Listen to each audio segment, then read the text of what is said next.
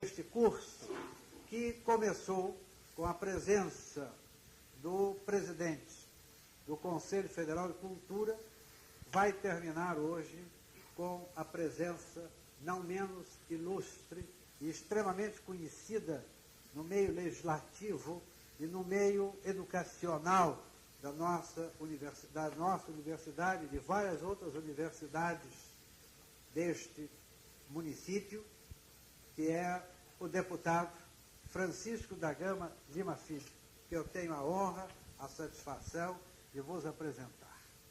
É talvez estranho que eu tivesse me lembrado de trazer para encerrar uma figura não ligada aos problemas específicos da ciência astronômica. Mas eu conheço a profunda atividade educacional do deputado e conheço a sua cultura vasta. Trouxe aqui, mas não vou ler, porque ele não me permite, inclusive, que eu faça, o seu imenso currículo vitae, onde nós vemos alternar a atividade educacional, a atividade legislativa, enfim, sempre com a preocupação de orientar e de trazer um espírito criativo no sentido positivo para a mocidade em todos os seus níveis.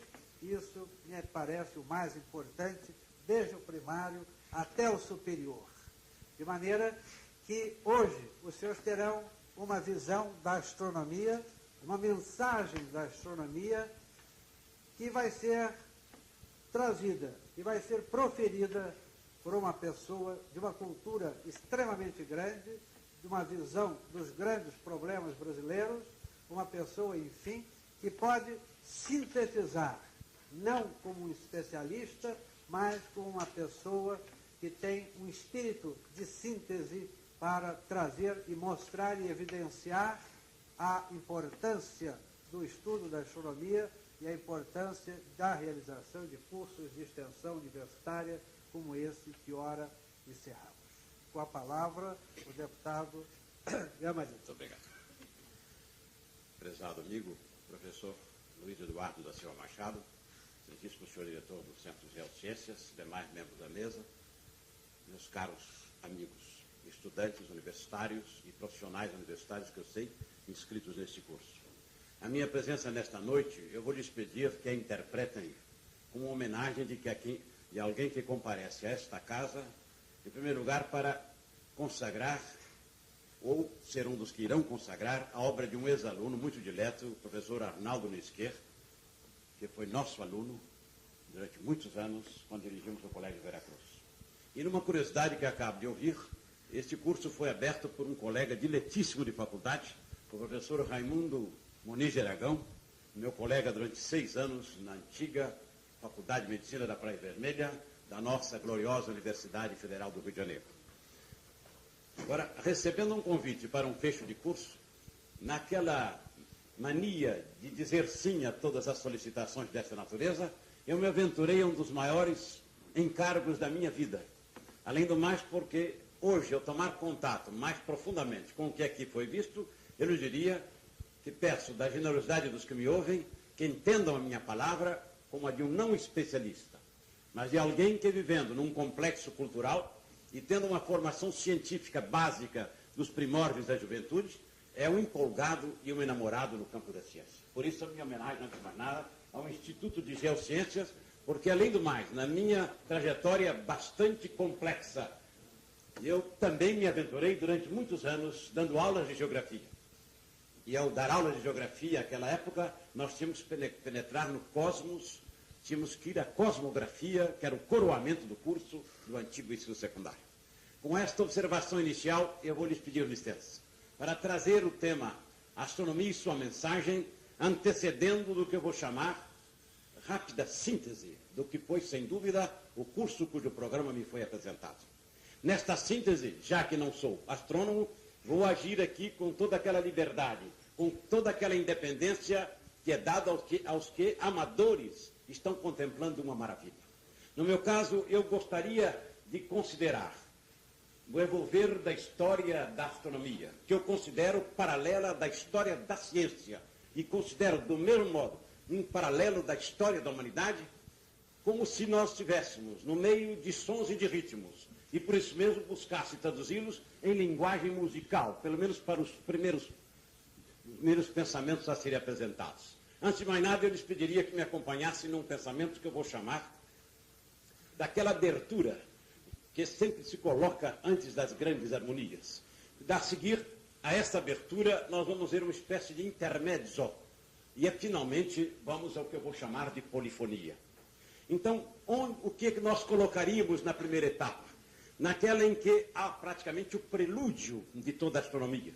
É aquela época em que o homem, desde o primeiro momento que contemplou o céu, sobretudo nas noites enluaradas, em quaisquer regiões do mundo, em quaisquer continentes, esse homem foi logo e vivamente impressionado pela grandeza que vinha da sua observação do céu.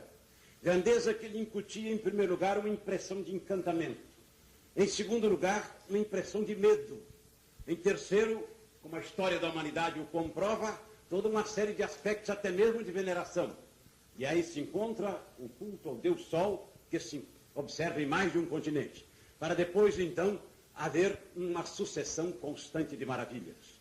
Contemplando este céu, desde os primórdios, vamos ver o homem, então, neste prelúdio, utilizando apenas um recurso, a vista desarmada, a olho nu, buscando no céu sistematizar aquilo que ele via, projetando imagens que ele próprio compunha, numa espécie de Rorschach que nós aplicamos em psicologia, e por vezes buscamos imagens naquilo em que não passa, às vezes, de um aglomerado, de um aspecto luminoso, daí as constelações com os nomes de animais distribuídas por todos os céus, seja do hemisfério norte ou do hemisfério sul. Então, o que vamos sentir neste prelúdio? Acompanhem o pensamento, porque depois vou tentar apresentar a mensagem, professor Luiz Eduardo. Em primeiro lugar, eu chamaria a atenção para a ancianidade e a concomitância, porque, sem dúvida, a astronomia é das mais antigas, se não for a mais antiga ciência. Ela nasceu com o próprio homem. Nasceu, portanto, não só num ponto exíguo em que surgiu um homem, mas seja na América, seja na Ásia Menor, seja entre o Tigre e o Eufrates, seja no Extremo Oriente, onde este homem contemplou o céu. E ao mesmo tempo em que havia ancianidade, havia concomitância, ao mesmo tempo, os homens de todas as regiões estavam preocupados com o céu. E é curioso observar-se que em todas as regiões, logo se iria notar um aspecto prático de aplicação do que envolvia, do que saía ou do que brotava do céu. É a contagem do tempo. Então, o primeiro aspecto cronológico, a duração do dia, do ano, da semana, nós vamos ver que em vários países, ou melhor, nessa época nem países eram, em várias regiões despontaram essas noções. Então, nesta ancianidade, nesta concomitância, veríamos o brilho do que estudaram aqui na civilização caldaica. Veríamos o que foi a expressão nos egípcios que já conheciam um ano solar e buscavam sistematizá-lo nos 365 dias de um quarto. Iria observar na América que agora se começa a perlustrar um pouco mais no estudo, sobretudo, dos maias, dos astecas e dos toltecas, para ver que tínhamos um ano de 18 meses e mais um mês adicional de 4 ou 5 dias para poder compor um calendário na segurança da precisão de cálculos. Iríamos notar entre os persas aquela curiosidade apontada numa súmula esplêndida do professor Luiz Eduardo, das estrelas imperiais, daquelas estrelas que marcavam as estações, ou as estrelas reais. Íamos notar na China, 4.000 anos antes de Cristo, que se tinha uma noção exata das eclipses e da eclíptica. Então observaríamos que mesmo antiga, mesmo observada a olho nu, e nesta primeira etapa que eu chamo da ancianidade, e neste aspecto da concomitância, muita coisa já brotava com a configuração científica, antes que houvesse instrumentos científicos que nos permitissem aos nossos antepassados uma avaliação mais segura. Mas no mesmo prelúdio, há uma segunda lente, que eu vou usar como se estivesse usando um aparelho para exame, como este admirável planetário que eu acabo de visitar. É o que eu vou chamar de sacralidade e diversidade apontada nos povos. A sacralidade resultava do fato de apresentar-se a astronomia como algo digno de apreciação pelos sacerdotes. Então eram os experimentados no culto, os que iam ser os vínculos e os intermediários da interpretação dos fenômenos astronômicos. Então eram os sacerdotes maias, eram os sacerdotes astecas, eram os sacerdotes da hierática egípcia que se incumbiam também desses mesmos cálculos. Além do mais, uma curiosidade, porque nos primeiros tempos da história da humanidade não eram apenas os fenômenos astronômicos por si, per se e in se, mas vinculavam-se os destinos dos povos e das próprias criaturas aos fenômenos astronômicos. O receio dos eclipses, o que seria o aparecimento dos cometas, a consulta aos astros para verificar se as ocorrências seriam felizes, se as guerras dariam resultados favoráveis, o estudo das colheitas, enfim, até mesmo aquele escalonamento que nós víamos no fixar as estações, a época das chuvas, vem a seguir a terceira etapa do prelúdio, a mais interessante, porque este prelúdio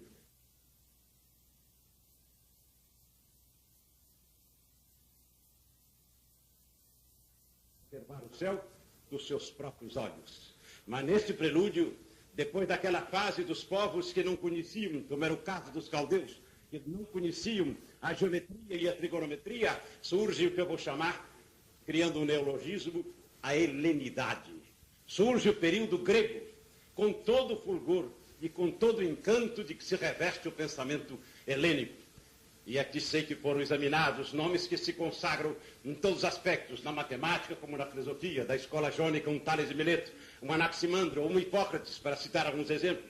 Um Filolaus que me deu tanto ao meu da qual estariam se movimentando os planetas, para depois então irmos a Pitágoras com as suas concepções sobre a esfericidade, a irmos também da mesma forma a um Arquimedes, com a mesma interpretação da Terra projetada sobre a Lua quando dos eclipses, para sentirmos então o que foi a mensagem de um Aristarco de Samos, ou a outra mensagem de um Eratóstenes de Alexandria, todos eles já com base em matemática, provando que a astronomia, mesmo neste período que eu chamaria embrionário, desde o 7º século a.C., até quando se projeta admiravelmente, praticamente quase que até o século XV da nossa era, é dominada pelo pensamento helênico, porque aquele maior de todos os astrônomos desse período, Hiparco de Niceia, teve as suas ideias aproveitadas, como sabem, e aqui foi estudado detidamente por Cláudio Ptolomeu na apresentação do sistema geocêntrico.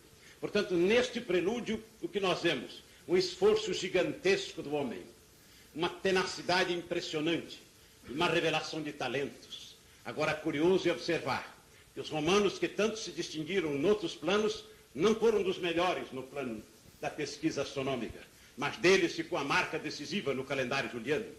Enquanto isso, prosseguindo na Idade Média, vamos ver aquela manifestação dos árabes, com seus observatórios de Bagdá ou de Damasco, com o surgimento de um homem como Al-Batani, ou dos espanhóis, com aquela curiosidade de, na Espanha, nascer um astrônomo que queria ser o Papa Silvestre II, ou de Toledo, sair um Gerardo de Toledo, e saiu também um Alfonso X o Sábio, cujas tábuas alfonsinas teriam tanto significado na era dos descobrimentos, de vez que aproveitado pelos seus parentes de Portugal, iriam ser instrumento de pesquisa para a Escola de Sagres. Portanto, este prelúdio já denota em si uma extraordinária manifestação de grandeza. Os homens já tinham capacidade para sentir a movimentação da Terra. Já havia, no caso especial de Aristarco de Samos, uma noção exata da movimentação da Terra ao redor do Sol. Havia em Hiparco de Niceia um conjunto impressionante de conhecimentos, como a precessão dos equinócios, o estudo dos epiciclos, dos excêntricos.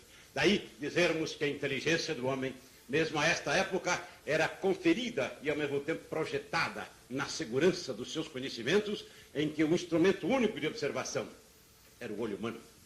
Na segunda etapa, que nós chamaríamos intermédios, é a tentativa da síntese para chegar à mensagem.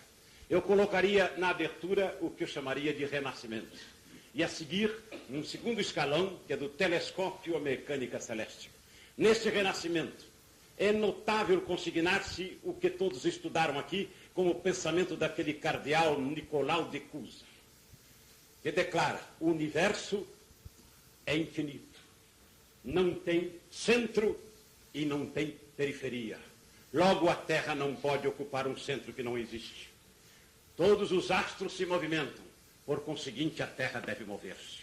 Isto um cardeal da Igreja Católica no século XV, o que denota que não havia necessidade do conhecimento matemático, mas aquela inteligência fulgurante, talvez do filósofo e do teólogo, com outras informações matemáticas, levava à conclusão definitiva que iria se projetar nos descobrimentos a posteriori.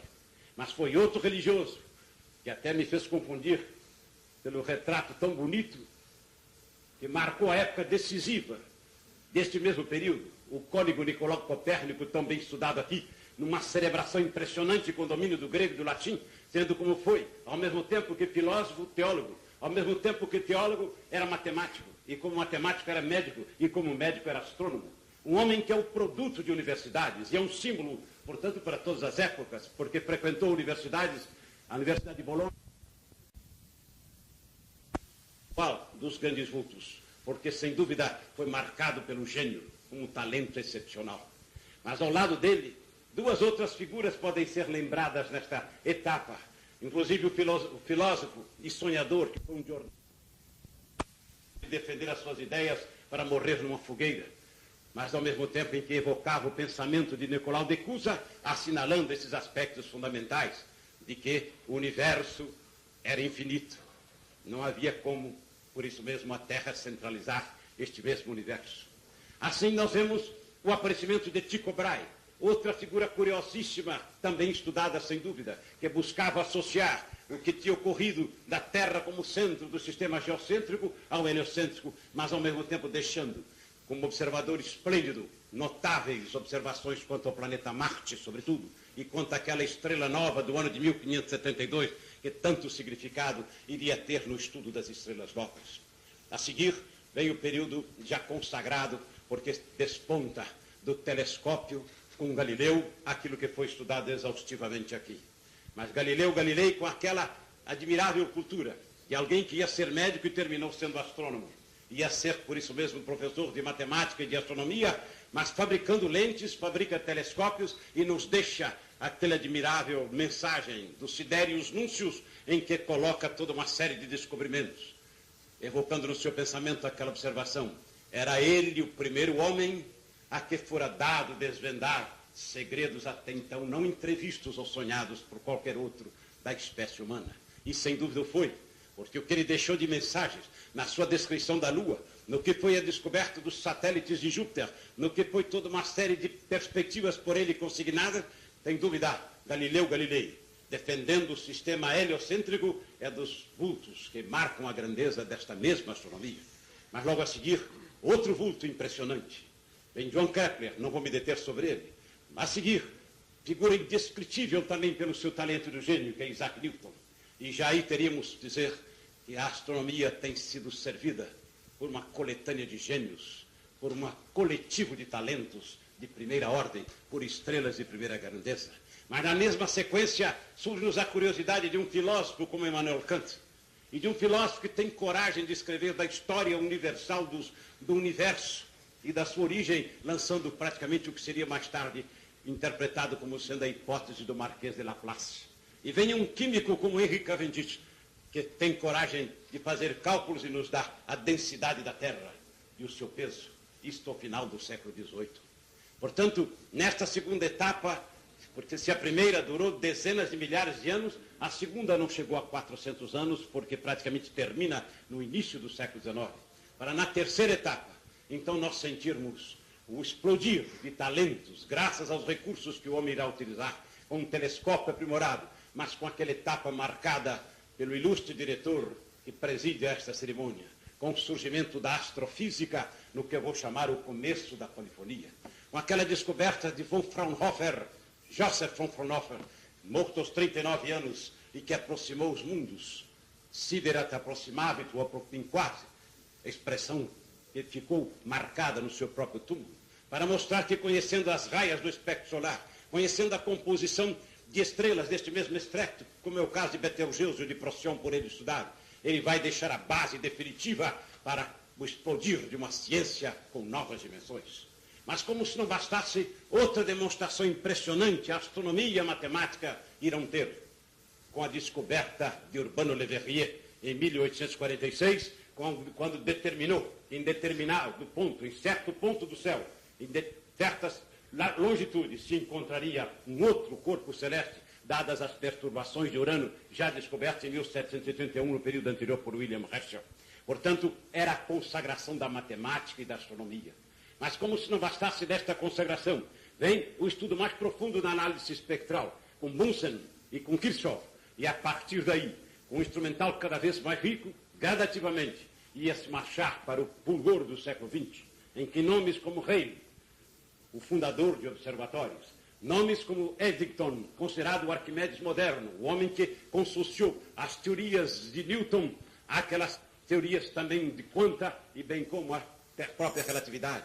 De outro lado, Hubble, no que diz respeito ao estudo das galáxias interpretando-as como universos ilhas, os universos ilhas a que se referia Humboldt no meado do século XIX, para mostrar então a grandeza até chegar aos novos horizontes, que eu sei foram objeto da última aula, da aula que praticamente encerrou este curso e confiado ao Dr. Luiz Eduardo da Silva Machado, para mostrar o que se delineia neste mundo em que nós já saímos do limite de uma Via Láctea, daquela astronomia galáctica dimensionada e como sendo praticamente o fim do universo até alguns decênios atrás, quando no século passado havia cientistas que não admitiam a existência de outras galáxias, para penetrarmos então no estudo destas galáxias estimadas em 10 bilhões, para estudarmos depois do conjunto das galáxias o grupo local de que na aula anterior foi lembrado que o hemisfério sul possui a prioridade das nuvens de Magalhães.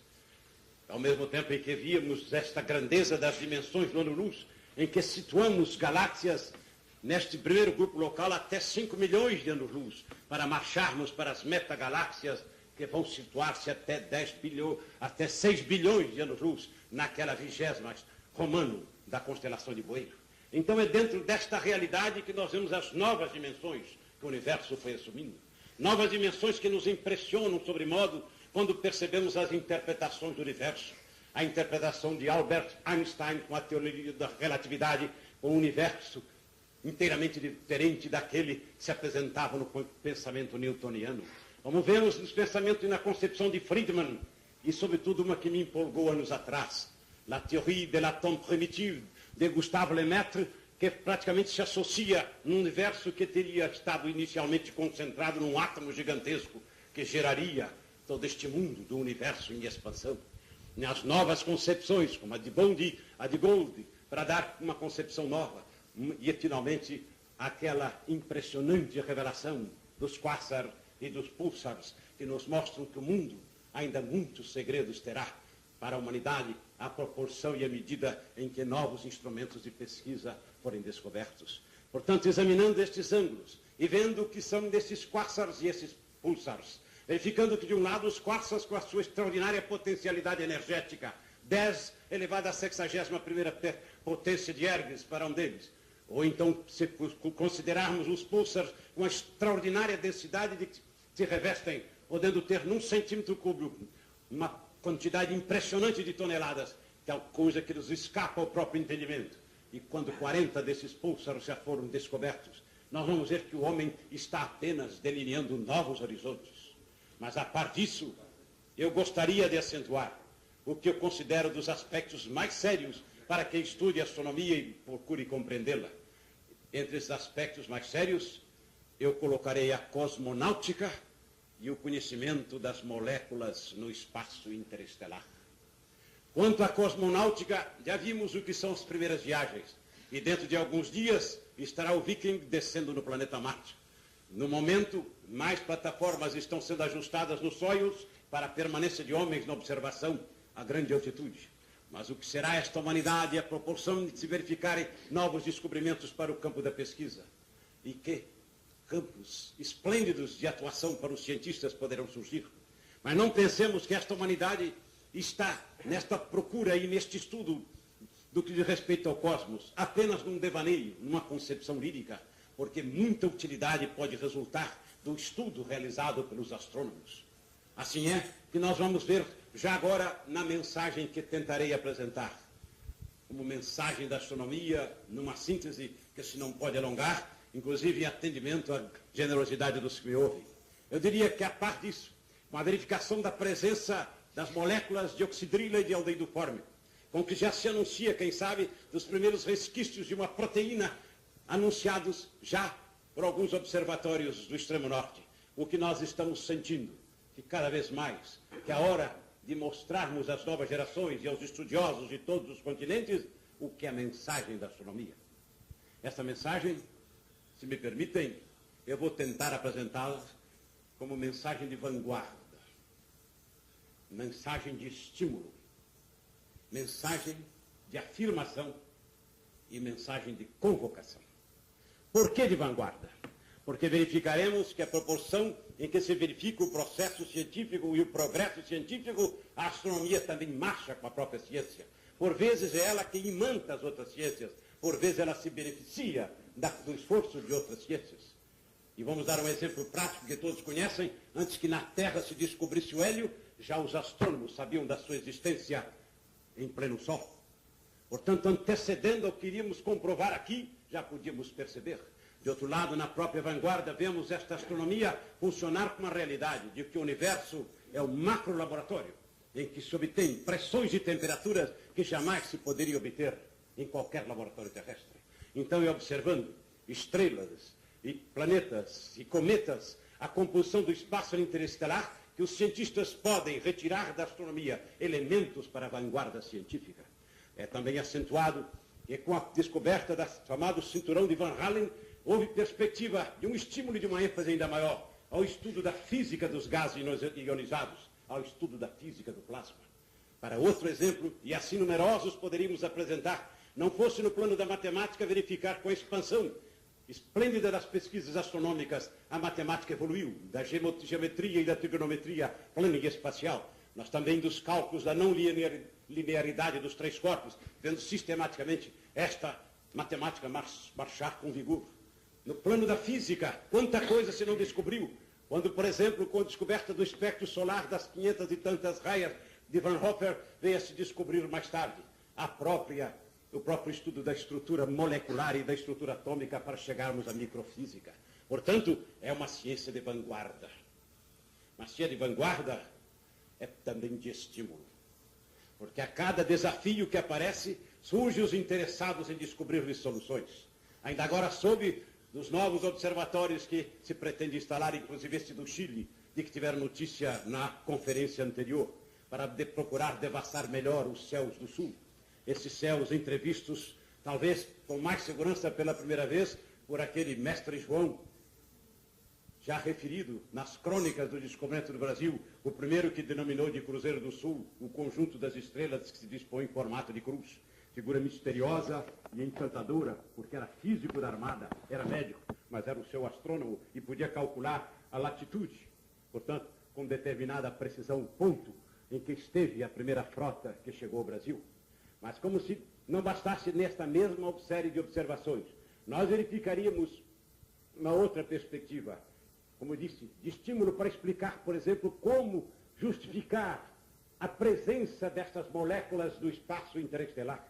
Vamos ter muita gente em todos os países mobilizados nos diferentes observatórios, com todo um instrumental que desponta por vezes para servir, como é o caso desta câmara eletrônica da Alemanha, que dá margem a tantas experiências e que resulta de um trabalho do Observatório de Paris.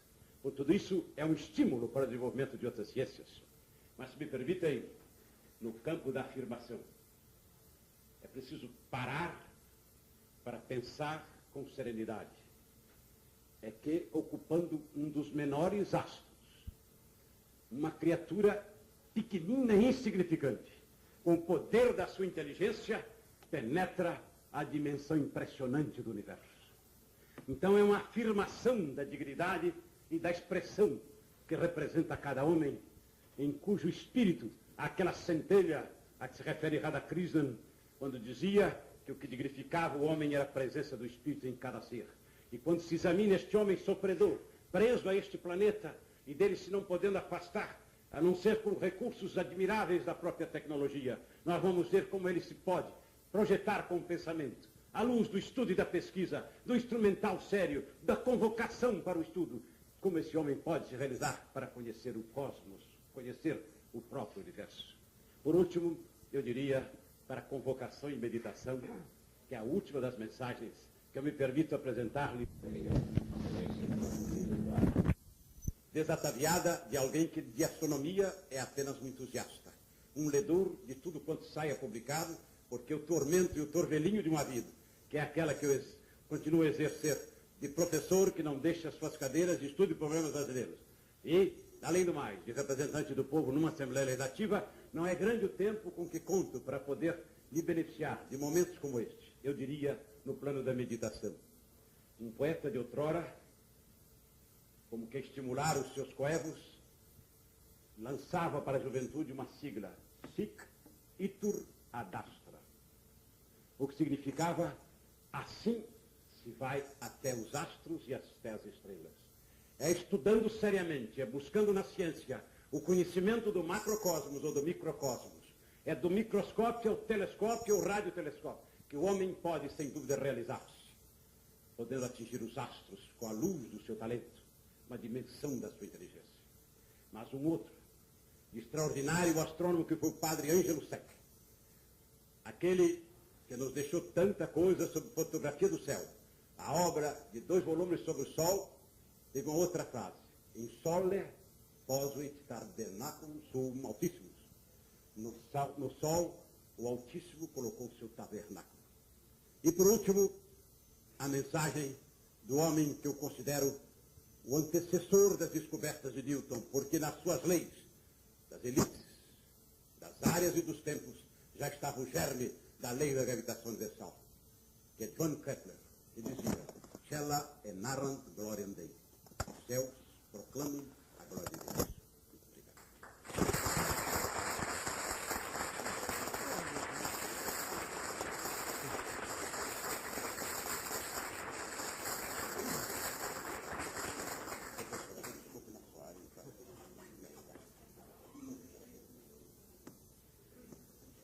Nós tivemos, em poucos minutos, uma síntese fulgurante daquilo que, em cerca de 42 horas de aula, nós, com vários professores, vários especialistas no assunto, de trazer para todos os nossos alunos deste curso de extensão universitária. É importante salientar que a mensagem de confiança e de otimismo trazida pelo professor Gama Lima, que milita no ensino desde o nível primário até o nível superior, no seu currículo vitae imenso que está aqui ao meu lado, falta um título, o de astrônomo honorário. Professor Gama Lima, deputado Gama Lima, nos deu uma maravilhosa visão de síntese da astronomia desde o tempo dos sumerianos até a época das descobertas espaciais. Nos mostrou que a visão do homem que procura sintetizar, da visão da cultura que procura, não nos meandros, mas na generalidade, pôde realmente, nesse pouco tempo que lhe foi dado, e na